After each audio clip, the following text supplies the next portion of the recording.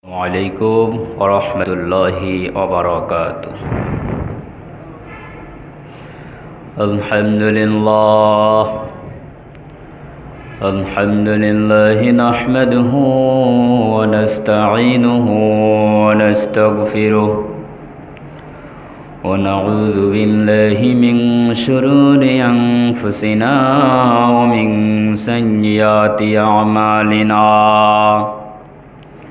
من يهده الله فلا مضل له ومن يضلل فلن تجد له وليا مرشدا. ونشهد أن لا إله إلا الله وحده لا شريك له ونشهد أن محمدًا عبده ورسوله أرسله بالحق بشيرا ونذيرا وداعيا إلى الله بإذنه وسراجا منيرا. فقد قال الله تعالى في كلامه المجيد والفرقانه الحميد. أعوذ بالله من الشيطان الرجيم. بسم الله الرحمن الرحيم. إن الله وملائكته يصلون على النبي يا أيها الذين آمنوا صلوا عليه وسلموا تسليما. اللهم صل على محمد وعلى آل محمد كما صليت على إبراهيم وعلى آل إبراهيم إنك حميد مجيد.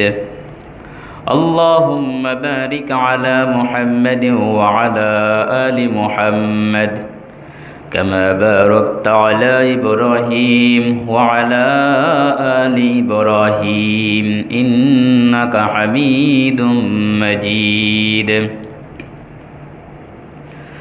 اللهم صل وسلم وبارك عليك. মুআজ্জাজ মুকাররম সম্মানিত মুসল্লিন কিরাম, লাখো কোটি শুকরিয়া মহান রব্বুল আলামিনের পবিত্র দরবারে, যে মহান মনিব মহান রব্বুল আলামিন আমাদেরকে অত্যন্ত ভালোবেসে দয়া করে মায়া করে যাচাই বাছাই করে এই ফিতনা ফাসাদের যুগে পৃথিবীর যাবতীয় ফিতনা ফাসাদ থেকে মুক্ত করে নিজের ব্যক্তিগত, পারিবারিক, সামাজিক, রাষ্ট্রীয়, আন্তর্জাতিক সকল পর্যায়ের ঝামেলা থেকে মুক্ত করে শয়তানের যাবতীয় বেড়াজাল ছিন্ন করে একমাত্র আল্লাহ রব্বুল আলামিনের গোলামি করার উদ্দেশ্যে পৃথিবীর মাঝে সর্বোত্তম স্থান আল্লাহর ঘর মসজিদে এসে যথাসময়ে উপস্থিত হওয়ার জন্য তৌফিক দান করলেন, সুস্থ রাখলেন, নিরাপদে রাখলেন, মন মানসিকতা দিলেন। সেই জন্যই মহান মনিব মহান রব্বুল আলামিনকে আমরা সকলেই মিলে এক বাক্যে এক সুরে অন্তরস্থল থেকে অন্তরের সবটুকু ভালোবাসা উজাড় করে দিয়ে শুকরিয়া জানাবো, কৃতজ্ঞতা জানাবো। সকলে জোরে জোরে কালিমাতুশ শুকর বলি আলহামদুলিল্লাহ। হাজারো কোটি দরুদ সালাম মানবতার মহান শিক্ষক, মানবতার মুক্তির দিশারি বিশ্বনবী সাইয়্যিদুল মুরসালিন ইমামুনা কুদওয়াতুনা হাবিবুনা সালাদুনা তাবিবু কুলুবিনা হযরত মুহাম্মদুর রাসূলুল্লাহ সাল্লাল্লাহু আলাইহি ওয়াসাল্লামের উপর, এরই পাশাপাশি সমস্ত সাহাবা আজমাইন ও শুহাদা জামের জন্য আলা ইল্লিয়িন কামনা করছি মহান রবের দরবারে আমিন। সম্মানিত ভাইরা, আজ আমরা কথা বলবো কুফর ও তাকফির বিষয় নিয়ে। আমরা ইতিপূর্বেই কয়েক জমা ইমানের বিভিন্ন রোকন নিয়ে কথা বলেছি। ইমান নিয়ে যখন কথা বলা হয়, এর পাশাপাশি কুফরকে নিয়ে কথা না বললে সেই ইমানের বিষয়গুলো পরিপূর্ণভাবে বুঝে আসে না। কারণ ইমানের বিপরীত কি? কুফর। ইমান শব্দের অর্থ হলো বিশ্বাস, আর কুফর শব্দের অর্থ হলো অবিশ্বাস, অস্বীকার। বিপরীত শব্দ টোটালি। সেজন্য আজ আমরা এই কুফর নিয়ে কিছু কথা বলবো ইনশাআল্লাহ। ওয়া তাওফীক ইল্লা বিল্লাহ। এই কুফর নিয়ে কথা বলার পর যদি আমাদের ইমানের মাঝে কোনো ঘাটতি থেকে থাকে, কুফরের কোনো সিমটম আমাদের মাঝে পাওয়া যায়, আলোচনায় থেকে বুঝতে পারি, তাহলে সঙ্গে সঙ্গেই সেগুলোকে বর্জন করে চলতে হবে। এটা হলো ইমানের দাবি। যাক বান্দা, এই কুফরটা মানুষ তিনভাবে করে। এক নম্বরে হলো সরাসরি আল্লাহ তাআলার বিধানকে অস্বীকার করে, আবৃত করে, ঢেকে ফেলে, গোপন করে ফেলে। এটা হলো কুফরের প্রথম প্রকার। দুই নম্বর প্রকার হলো শিরকের মাধ্যমে কুফর করে। কারণ আল্লাহ তাআলার সাথে অন্য কাউকে শরীক করা যাবে না। আল্লাহ রব্বুল আলামিনের জাতের সাথে কাউকে শরীক করা যাবে না। আল্লাহ তাআলার সিফতের সাথে কাউকে শরীক করা যাবে না। এটাও কুফরের পর্যায়ে চলে যায়। আরেকটি প্রকার হলো নিফাক, কপটতা। মানুষ উপরে পরিচয় দেয় একটা, কিন্তু তার অন্তরে ধারণা করে অন্যটা, বিশ্বাস করে অন্যটা। এটা হলো মানুষকে ধোঁকা দেয়া, আল্লাহ তাআলাকে ধোঁকা দেয়া, ইসলামকে ধোঁকা দেওয়া। এটা হলো নিফাক। এই কুফরের তিনটা প্রকার নিয়ে আমরা পর্যায়ক্রমে আলোচনা করব ইনশাআল্লাহ। ওয়া তাওফীক ইল্লা বিল্লাহ। তাহলে কুফর করে মানুষ কয়টা পর্যায়ে বললাম? তিনটা। এক নম্বরে সরাসরি কুফর, দুই নম্বরে শিরকের মাধ্যমে কুফর, তিন নম্বরে নেফাকের মাধ্যমে কুফর। আজ আমরা সবগুলো বিষয় আলোচনা করতে পারবো না। আমরা চেষ্টা করব প্রথম প্রকার কুফর ডাইরেক্টলি মানুষ, যেমন কাফের মুশরিকদেরকে আমরা বুঝি।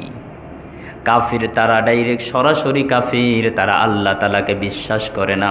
সৃষ্টিকর্তা একজন আছেন, উনি সকল ক্ষমতার অধিকারী, উনি যা ইচ্ছা তাই করতে পারেন, এটাকে তারা বিশ্বাস করে না।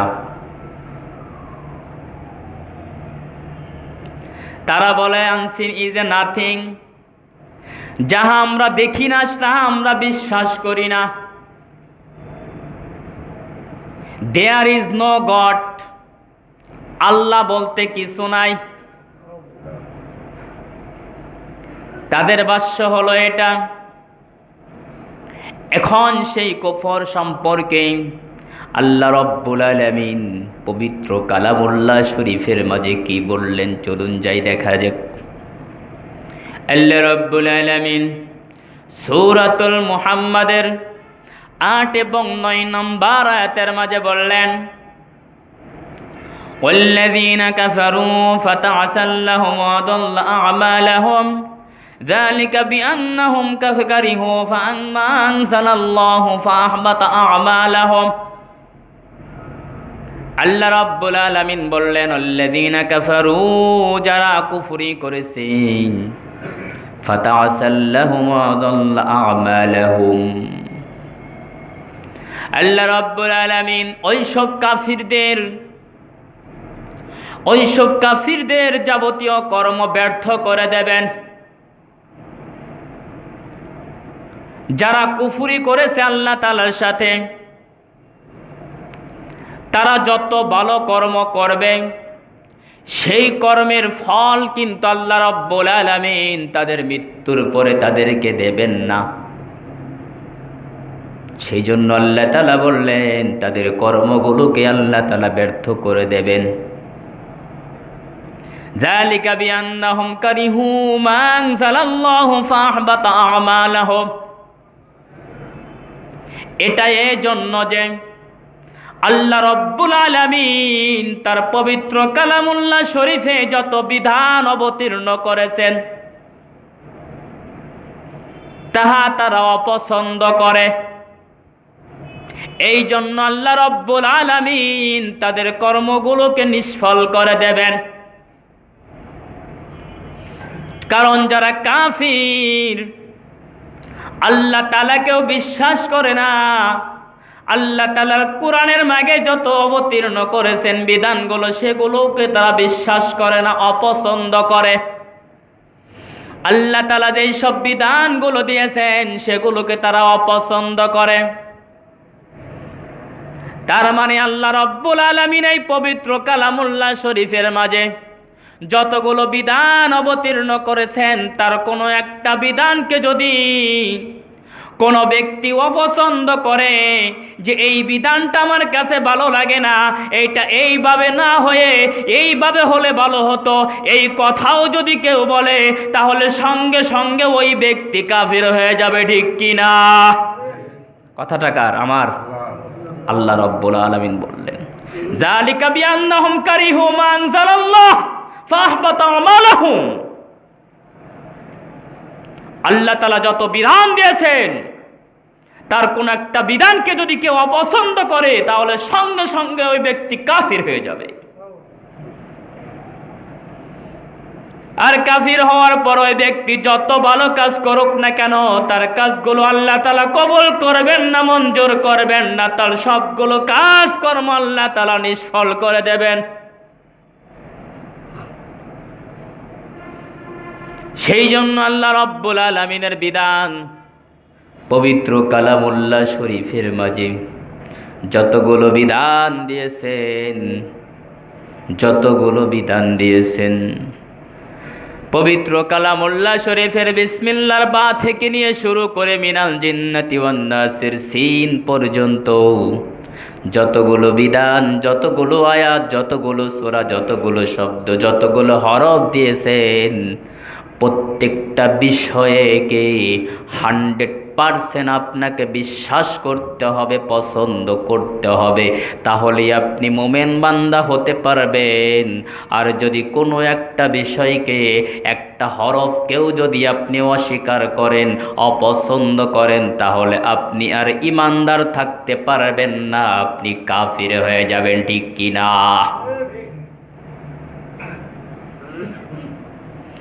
আল্লাহ রাব্বুল আলামিন সূরাতুল মায়েদার 44 নম্বর আয়াতের মাঝে বললেন, ওমান লাম ইয়াহকুম বিমা আনজালাল্লাহ ফাউলাইকা হুমুল কাফিরুন।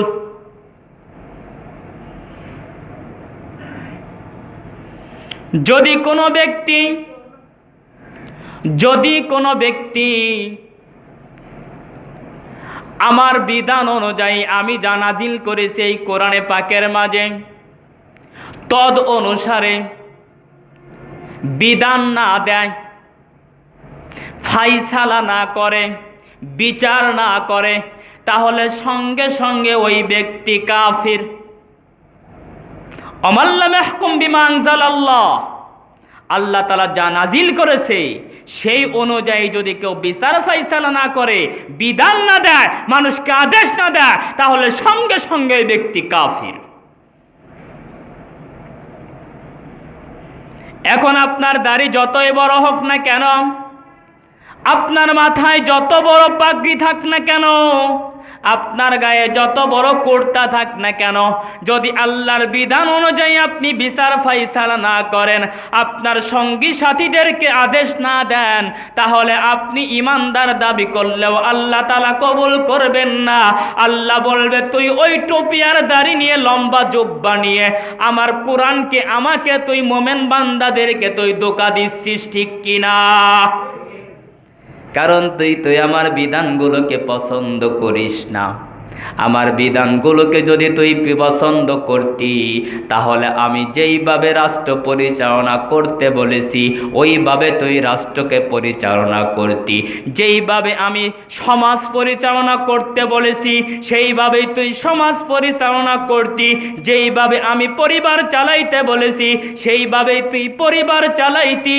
যেইভাবে আমি তোর ব্যক্তিগত জীবন চালাইতে বলেছি সেইভাবে তুই নিজের ব্যক্তিগত জীবন চালাই, ঠিক কিনা?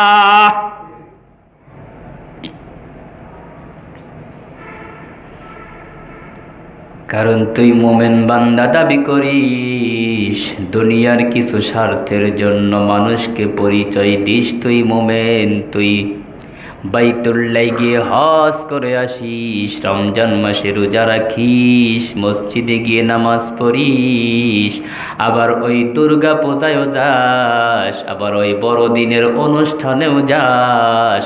তুই হলো ধোঁকাবাজ, মুনাফিক, মুনাফিক, মুনাফিক, ঠিক কিনা?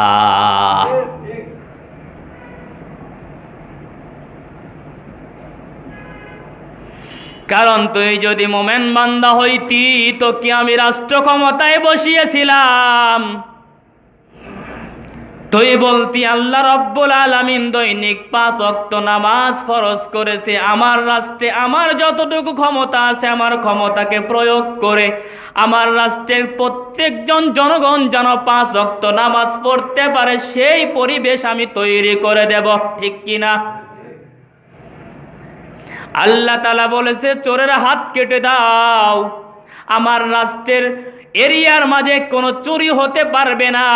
চুরি হওয়ার সঙ্গে সঙ্গে ওই চোরকে ধরে ধরে তোমরা হাত কেটে দাও, প্রশাসনের লোকদেরকে বলে দিত, ঠিক কিনা? আল্লাহ তাআলা বলেছেন, জেনা ব্যভিচার করা যাবে না, আমার রাষ্ট্রের কোনো নারী যেন ওই নির্যাতনের শিকার না হয়, দর্শন না হয়। যদি কোনো দর্শক দর্শন করে সাথে সাথে তাকে তুমি 80 বেত্রাঘাত করো, তাকে তুমি রজম করে হত্যা করে ফেলো, ঠিক কিনা? কারণ আমি তো মুমিন বান্দা, আমি যদি আল্লাহর বিধানগুলো পছন্দ না করি, আল্লাহর বিধান দিয়ে বিচার ফাইসালা না করি, তাহলে আল্লাহ নিজে বলছেন আমাকে কাফির। যদি বাইতুল মুকাররমের খতিব বা মক্কা শরীফের খতিব তাকে ইমানদার সার্টিফিকেট দিয়ে দেয়, আল্লাহ তো কবুল করবেন? কবুল করবেন?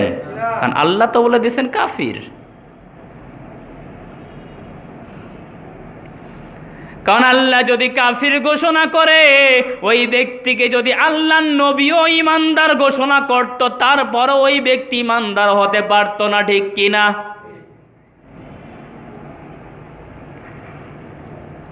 কারণ আল্লাহ রব্বুল আলামিন কাফির ঘোষণা করলেন, ওই ব্যক্তি আর ইমানদার হওয়ার যোগ্যতা রাখে না। কারণ আল্লাহর বিধান দিয়ে ফাইসালা করতে হবে, আল্লাহর বিধান মেনে চলতে হবে, আল্লাহর বিধানকে পছন্দ করতে হবে। আল্লাহ রব্বুল আলামিন মুমিন বান্দাদেরকে নির্দেশ দিচ্ছেন, সূরাতুল আনআমের 68 নম্বর আয়াত, আল্লাহ রাব্বুল আলামিন ঘোষণা করেন, ওয়াইদা রাআইতাল্লাযীনা ইয়াখুযুনা ফী আয়াতিনা ফারিদ আনহুম হাত্তা ইয়াখুযু ফী হাদীসিন গায়রি ওয়া ইম্মা ইউনসিয়ান্নাকা আশ-শাইতানু ফালা তাকুদ বা'দা যিকরা মা'আল কওমিজ যালিমিন।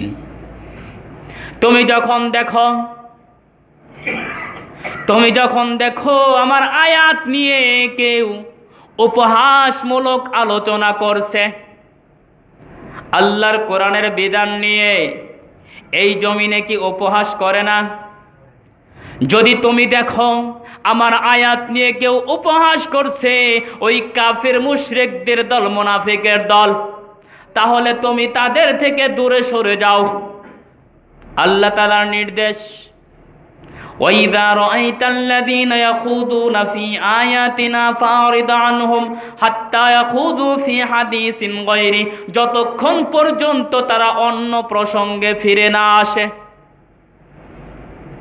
وَإِمَّا يُنْسِيَنَّكَ الشَّيْطَانُ فَلَا تَقْعُدْ بَعْدَ الذِّكْرَى مَعَ الْقَوْمِ الظَّالِمِينَ।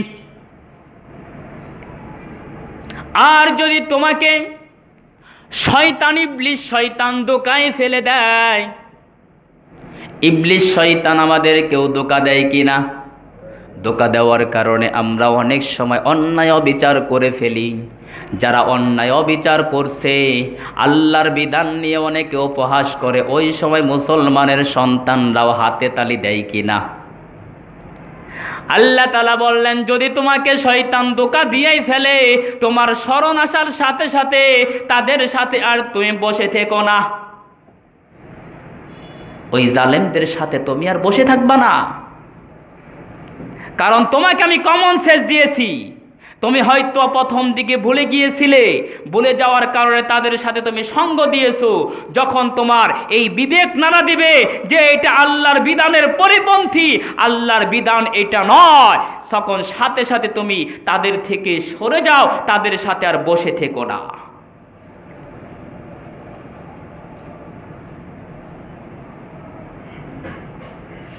আল্লাহ রাব্বুল আলামিন এই কথাগুলো আমাদেরকে জানিয়ে দিলেন।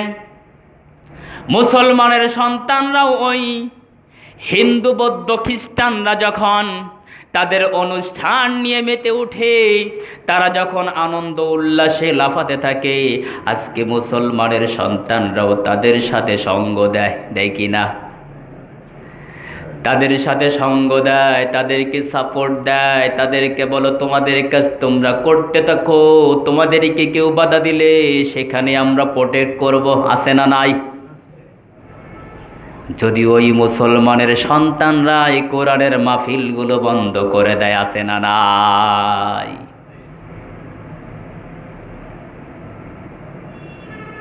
গত কিছুদিনের ঘটনাগুলো আপনাদের কাছে সোশ্যাল মিডিয়ায় চলে এসেছে।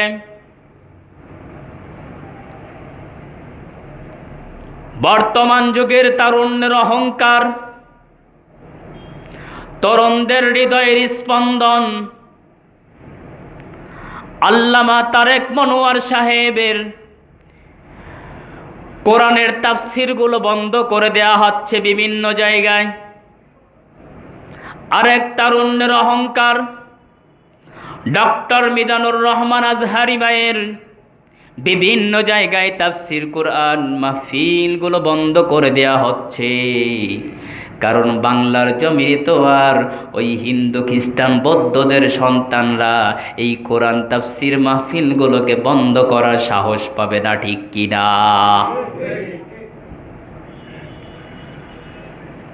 বর্তমান যুগের আরেক তারুণ্যের অহংকার, মুফতি আমির হামজা ভাইয়ের বিভিন্ন জায়গায় কোরআন তাফসির মাহফিলগুলোকে বন্ধ করে দেওয়া হচ্ছে। এই মুসলমানের সন্তানগুলো ওই হিন্দুদের অনুষ্ঠানে যদিও যায়, খ্রিস্টানদের অনুষ্ঠানে যদিও যায়, তাদেরকে যদিও প্রোটেক্ট করে, তাদেরকে সাপোর্ট দিয়ে আসে, কিন্তু কোরআনের মাহফিলগুলো বন্ধ করে দেয়। তার মানে আল্লাহর ফায়সালা অনুযায়ী তারা ঈমানদার আছে তো।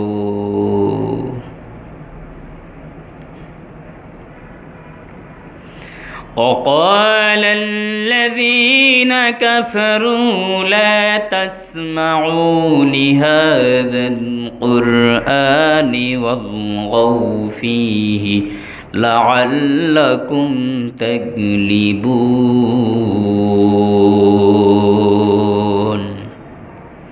আল্লাহ রাব্বুল আলামিন সূরাতুল হামিম সাজদার 26 নম্বর আয়াতের মাঝে ওই কাফিরদের কালচারগুলো, তাদের যেই অভ্যাস সেগুলো আলোচনা করলেন। ওয়াকাল আল্লাযীনা কাফারু, যারা কাফির তারা বলে, লা তাসমাউ, তোমরা লিহাদাল কুরআন, কোরআনের আলোচনা শুনো না।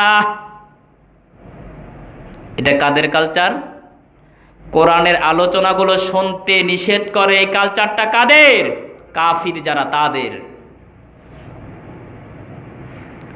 ও মুসলমানের সন্তানরা, তোমরা আজকে বিশ্ব সুন্নি গোষ্ঠী বলে পরিচয় দিয়ে এই বাংলার জমিন থেকে কোরআনের আওয়াজকে বন্ধ করে দিতে যাচ্ছ। তোমরা যত বড় সুন্নি দাবি করো কেন বিশ্ব সুন্নি দাবি করো, আর যেই সুন্নি দাবি করো, তোমাদেরকে আল্লাহ মুমিন হিসেবে গ্রহণ করবেন না, ঠিক কিনা?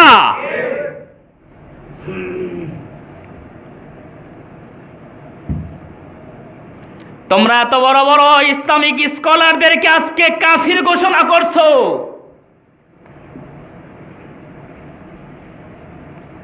কাফির ঘোষণা কাউকে করা, ফতোয়া দেয়া এত সহজ না। মুনাফিক ঘোষণাটাও সরাসরি দেওয়া কাউকে দেওয়া যায় না। আর তোমরা কাফির ঘোষণা দিচ্ছ, একটু চিন্তা ভাবনাও করছো না। এই দেশে হিন্দুদের কিছুদিন আগেই দুর্গা পূজা চলে গেল, হয়েছে কিনা? সেই দুর্গা পূজার মাঝে কোনো মুসলমানের সন্তান, কোনো আলেম ওলামা, কোনো ইসলামিক স্কলার কি সেখানে গিয়ে বাধা প্রদান করেছে? এই যে সামনে আসছে খ্রিস্টানদের বড়দিন 25শে ডিসেম্বর, সেই 25শে ডিসেম্বরে বড়দিনেই কোনো মুসলমানের সন্তান, কোনো আলেম উলামা, কোনো ইসলামিক স্কলার তো কখনো গিয়ে বাধা প্রদান করে না। গত 2 বছর আগেই, 3 বছর আগেই যেই বৌদ্ধদের এক মহাপণ্ডিত সে বাংলার জমিনে তাদের কালচারগুলো, তাদের ধর্ম প্রচার করে গেল। আমার বাংলার সন্তানেরা, বাংলার প্রশাসন সহ রাষ্ট্রীয়ভাবে তাদেরকে সসম্মানে সেই তাদের ধর্ম প্রচারে সহযোগিতা করা হয়েছে, ঠিক কিনা? তাদেরকে তো আমরা বাধা দেই না, কিন্তু কোরআনের মাহফিলে বাধা আসে কেন? কোরআনের মাহফিলে তো আর ওই বিধর্মীরা বাধা দেয় না। বাধা দেয় কারা? আজকে মুসলমানের সন্তানরাই নিজকে মুসলমান পরিচয় দিয়ে বাধা দেয়।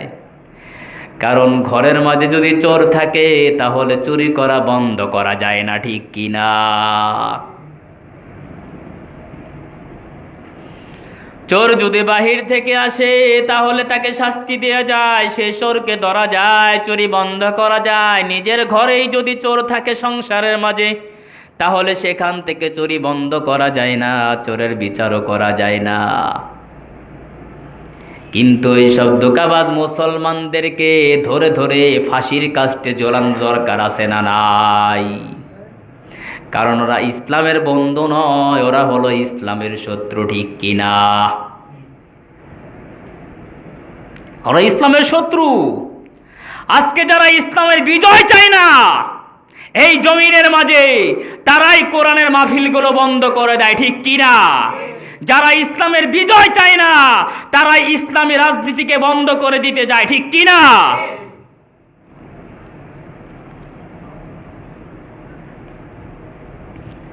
এরা মূলত মুসলমান নয়, এরা হলো ইহুদি নাসারাদের দালাল।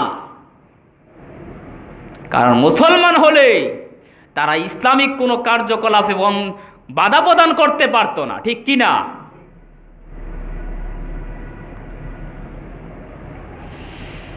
আল্লাহ রাব্বুল আলামিন মোমেন বান্দাদের বন্ধু কারা হবে সেটাও আল্লাহ তাআলা জানিয়ে দিলেন। সূরাতুল আলে ইমরানের 28 নম্বর আয়াতের মাঝে বললেন, لا يتخذ المؤمنون الكافرين أولياء من دون المؤمنين ومن يفعل ذلك فليس من الله في شيء إلا أن تتخذوا تقاه আল্লাহ রাব্বুল আলামিন বললেন, কোন মুমিন বান্দা, মুমিনগণ, তোমরা মুমিনগণ ব্যতীত কোনো কাফেরকে বন্ধুরূপে গ্রহণ করো না। নির্দেশটা কার? মুমিনদের বন্ধু কারা হবে? মুমিনরা। কাফেররা বন্ধু হতে পারে না, কারণ আল্লাহ তাআলা নিষেধ করেছেন তাদের সাথে বন্ধুত্ব স্থাপন করতে। লা ইয়াত্তাখিযুল মুমিনুনা কাফিরিনা আউলিয়া মিন দুনিল মুমিনিন।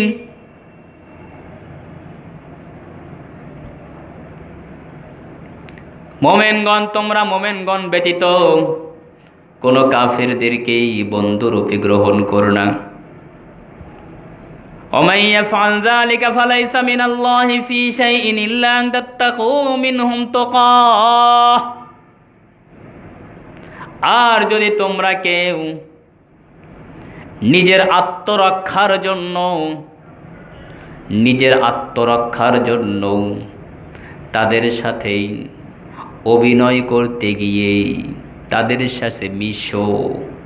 আছে না অনেক সময় আপনি এখন এমন অবস্থায় আছেন, তাদের সাথে মিশতে হচ্ছে, মিশতে বাধ্য, না মিশলে আপনার বিপদ ডেকে আনবে।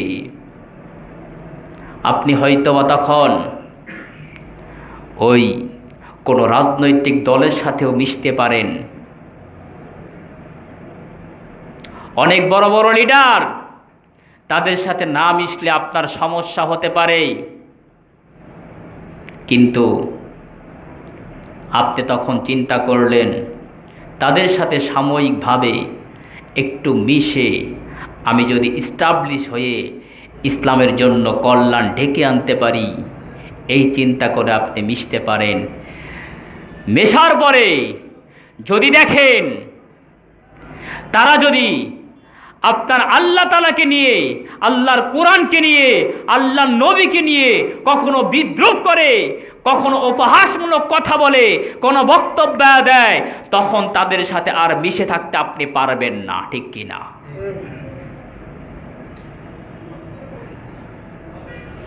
আর যদি তাদের সাথে মিশতে গিয়ে তারা যখন আপনার আল্লাহকে নিয়ে, আল্লাহর নবীকে নিয়ে, আল্লাহর কোরআনকে নিয়ে, মুসলমানদেরকে নিয়ে, আল্লাহ তাআলার কোনো বিধানকে নিয়ে উপহাস করতে থাকে, যদি আপনি ওই সময় তাদের সাথে হাত মিলাইতে থাকেন, হাতে তালি দিতে থাকেন, তাহলে বোঝা যাবে আপনার ঈমান থেকে আপনি সরে গিয়েছেন। ঠিক কিনা?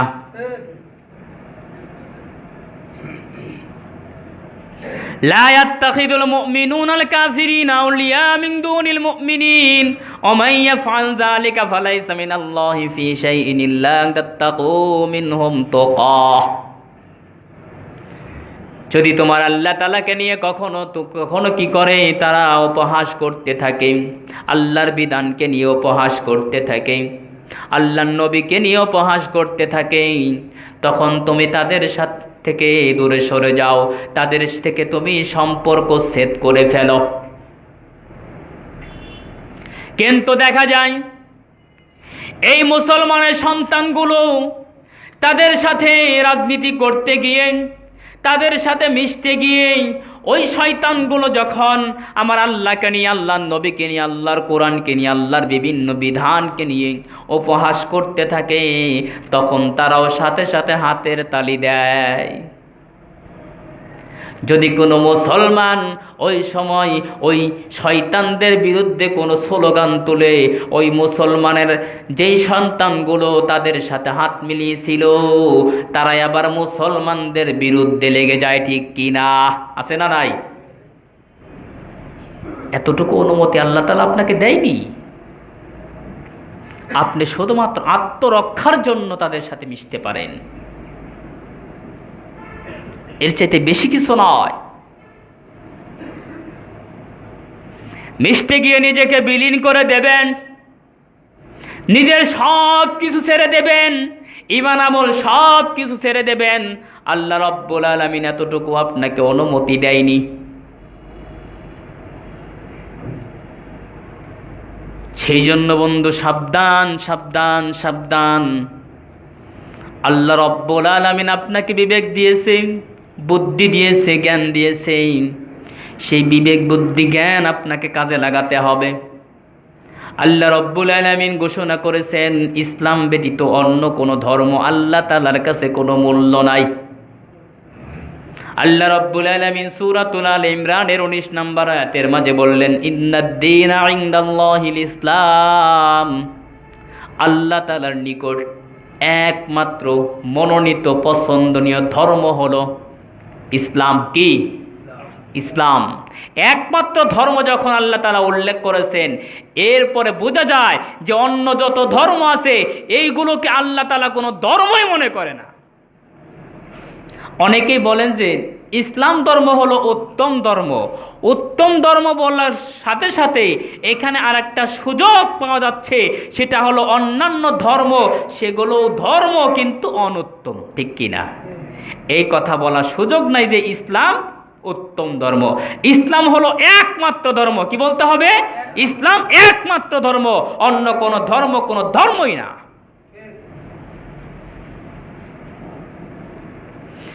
ومن يبتغ غير الإسلام دينا فلن يقبل منه وهو في الآخرة من الخاسرين।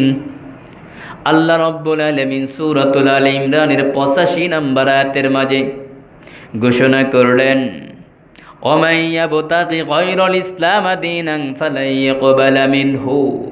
যদি কেউ ইসলাম ধর্ম ব্যতীত অন্য কোনো ধর্ম খুঁজতে যায়, তালাশ করতে যায়, গ্রহণ করতে চায়, তাহলে তার কাছ থেকে ওই ধর্ম গ্রহণ করা হবে না। কে বললেন? আল্লাহ বললেন। ইসলাম ব্যতীত অন্য কোনো ধর্মের নীতি আদর্শ আপনি গ্রহণ করতে যাবেন, তালাশ করতে যাবেন, সেগুলো আল্লাহ তাআলা গ্রহণ করবেন না আপনার কাছ থেকে। কারণ আপনি ইসলাম গ্রহণ করেছেন। Islam is a complete code of life. ইসলামের মাঝে এমন কোনো বিধান নাই আপনার জীবনে প্রয়োজন হবে, এমন কোনো বিষয় নাই যেটা ইসলামের মাঝে নাই। ঠিক কি না? তাহলে আপনি যখন ইসলাম গ্রহণ করেছেন, এরপর আপনি ওই হিন্দুদের কাছে যাচ্ছেন কেন? ওই খ্রিস্টানদের কাছে যাচ্ছেন কেন? আপনি ওই বৌদ্ধদের কালচার গ্রহণ করার জন্য যাচ্ছেন কেন? যখন আপনি অন্যান্য ধর্মের কোনো কালচার খুঁজতে যাচ্ছেন, তখন বোঝা যাচ্ছে আপনার ইসলাম পরিপূর্ণ নয়। ঠিক কিনা? আল্লাহ বললেন পরিপূর্ণ, আল-ইয়াউমা আকমালতু লাকুম দীনাকুম ওয়া আতমামতু আলাইকুম নি'মাতি ওয়া রাদিতু লাকুমুল ইসলাম দীনা। ইসলাম ধর্মকে আমি পরিপূর্ণ করে দিলাম। সূরা মায়েদার 3 নম্বর আয়াতের মাঝে আল্লাহ রাব্বুল আলামিন বলেছেন, সেখানে আমাদের কার্যকলাপের মাধ্যমে বোঝা যাচ্ছে যে ইসলাম পরিপূর্ণ ধর্ম নয়। ইসলাম যেটা আমাকে দিচ্ছে সেটা দিয়ে আমার জীবন পরিচালনা করতে সমস্যা হচ্ছে। ইসলাম যেটা আমাকে দিয়েছে সেটা দিয়ে আমার সবগুলো কাজ আমি সম্পূর্ণ করতে পারছি না। সেজন্য একবার দৌড়াচ্ছি হিন্দুদের কাছে, আবার দৌড়াচ্ছি খ্রিস্টানদের কাছে, আবার দৌড়াচ্ছি বৌদ্ধদের কাছে। ইসলাম দিয়ে আমি স্যাটিসফাই নয়। যদি আপনি ইসলাম দিয়ে স্যাটিসফাই না হতে পারেন, তাহলে মনে রাখবেন আপনি ইমানদার হতে পারবেন না। কারণ আল্লাহ তাআলার ঘোষণা, ওমাই ইয়াবতাগি গায়রাল ইসলাম দীনান ফালা ইয়াকবালা মিনহু ওয়া হুয়া ফিল আখিরাতি মিনাল খাসিরিন। যদি ইসলাম ব্যতীত অন্য কোনো ধর্ম কেউ খুঁজতে যায়, তার কাছ থেকে সেটা আল্লাহ তাআলা গ্রহণ করবেন না, কবুল করবেন না, আর সেই ব্যক্তি আখিরাতের জীবনে ক্ষতিগ্রস্ত হবে। আফিল আখিরাতি মিনাল খাসিরিন। আখিরাত আসবে না আমাদের, মৃত্যুর পরে আখিরাতে আমাদের ক্ষতিগ্রস্ত হতে হবে যদি ইসলাম ব্যতীত অন্য কোনো ধর্মকে আমরা তালাশ করতে যাই। সেজন্য আসুন, অন্য কোনো ধর্ম আপনি খুঁজতে যাবেন কেন বন্ধু? ইহুদি খ্রিস্টানদের ধর্মের বাইবেল যেই কিতাব, সেই কিতাবের মাঝে বর্তমান তারা যেই কম বেশি করে কিতাবটা রচিত করেছে, সেটার মাঝে বলা হয়েছে অন্যান্য ধর্মের লোকদেরকে, অনুসারীদেরকে ধরে ধরে এনে দাওয়াত দিয়ে প্ররোচনায় ফেলে তাদেরকে নিজেদের কাছে এনে হত্যা করো। এটা নির্দেশ দিয়েছে কি বাইবেলে বর্তমানে। সেখানে বলা হয়েছে অন্যান্য ধর্মের যে উপাসনালয় আছে, ধর্মের অনুসারীদের সেই উপাসনালয়, ধর্মীয় যেই প্রতিষ্ঠান, যেমন মসজিদ মনে করেন, এগুলোকে ভেঙ্গে ফেলো। ভেঙ্গে ফেলা হচ্ছে না? ভারতবর্ষে বাবরি মসজিদ ভাঙল কারা? মুসলমানরা, হিন্দুরা ভেঙল। হিন্দুদের যেই ধর্মীয় কিতাব, সেখানে লেখা আছে যে অন্যান্য ধর্মের লোকদের ছায়া পর্যন্ত পারানো যাবে না। কত বড় নিকৃষ্ট! আর ইসলাম শিক্ষা দেয় অন্যান্য ধর্মের অনুসারীদের সাথেও তোমরা ভালো আচরণ করো, তাদের সাথে ভালোবাসায় কথা বলো, তাদেরকে তোমরা কখনো অসম্মান করো না, তাদেরকে তোমরা গালি দিও না। তারা যেই দেবদেবীর পূজা করে সেই দেবদেবীকেও কখনো গালি দিও না, কারণ তোমরা যদি তাদের দেবদেবীদেরকে গালি দাও তাহলে তারা তোমার আল্লাহকে নিয়ে গালি দেবে, ঠিক কিনা? এই জন্য আল্লাহ রব্বুল আলামিন ইসলাম আমাদেরকে এত সুন্দর শিক্ষা দিয়েছেন যে অন্যান্য ধর্মাবলম্বীদের সাথেও তোমরা কখনো খারাপ আচরণ করো না। সেই জন্য কোনো মুসলমান কোনো হিন্দুকে মারতে যায় না, কোনো মুসলমান হিন্দুদের মন্দির ভাঙতে যায় না, কোনো মুসলমান খ্রিস্টানদেরকে মারতে যায় না, কোনো মুসলমান খ্রিস্টানদের কোনো ওই যে কি বলে গির্জাকে ভাঙতে যায় না, ওই বৌদ্ধকে মারতে যায় না, বৌদ্ধদের প্যাগাডও ভাঙতে যায় না, ঠিক কিনা? ওরা হয় উগ্রপন্থী হয়ে মুসলমানদের ওপর আঘাত করে, মুসলমানদের ধর্মীয় অনুষ্ঠানে আঘাত করে, ওরা উগ্রপন্থী হয়ে মুসলমানদের ধর্মীয় যে প্রতিষ্ঠান আছে সেখানেও আঘাত করে, ঠিক কিনা? সেই জন্য তাদের থেকে বাঁচার জন্য, তাদের ষড়যন্ত্র থেকে বাঁচার জন্য আপনার ইসলামের জ্ঞানের প্রয়োজন আছে না নাই? ইসলাম গ্রহণ করে সাথে সাথে আপনাকে ইসলামিক জ্ঞান আপনাকে অর্জন করতে হবে। যদি আপনি ইসলামিক জ্ঞান অর্জন না করতে পারেন তাহলে আপনার নিজের ইসলামকে আপনি হেফাজত করতে পারবেন না, ঠিক কিনা?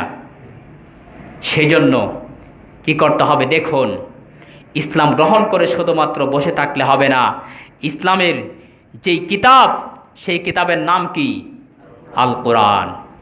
আল কোরআন যখন আপনি স্টাডি করবেন, আল কোরআন যখন আপনি পড়াশোনা করবেন, তখন আপনি বুঝতে পারবেন যে ইসলাম কাকে বলে, মুসলিম কাকে বলে, ইমানদার কাকে বলে, কাফির কাকে বলে, মুশরিক কাকে বলে, খ্রিস্টান কাকে বলে, ইহুদি কাকে বলে। তখন আপনি তাদের কালচার থেকে, তাদের ষড়যন্ত্র থেকে নিজেকেও বাঁচাতে পারবেন, আপনার সমাজকেও বাঁচাতে পারবেন, আপনার প্রতিষ্ঠানকেও বাঁচাতে পারবেন, গোটা রাষ্ট্রকে আপনি বাঁচাতে পারবেন, ঠিক কিনা? সেই জন্য আসুন আমরা ইসলামকে জানার চেষ্টা করি। ইসলামকে জানার জন্য আমরা আল কোরআনের দিকে আমরা মুভ করি সকলেই। আল্লাহ রাব্বুল আলামিন এই ঈমান, কুফর, শিরক, নিফাক এগুলো পরিপূর্ণভাবে বোঝার জন্য আল্লাহ রাব্বুল আলামিন আমাদের সবাইকে তৌফিক দান করুন। সকলে বলে আমিন। মা আসসালাম ওয়া রাহমাতুল্লাহি ওয়া বারাকাতুহু।